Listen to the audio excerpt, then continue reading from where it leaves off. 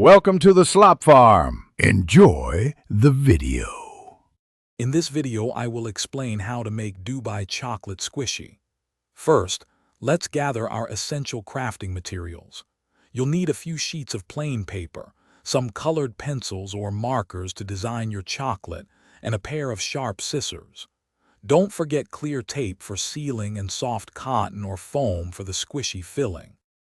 Now, let's get creative with designing and coloring. On your paper, sketch the rectangular shape of the famous Dubai chocolate.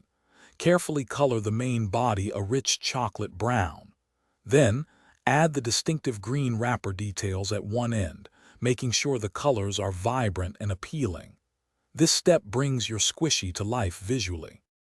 After coloring, it's time for taping and filling. Carefully cover both sides of your colored chocolate design with clear tape, ensuring a smooth, glossy finish.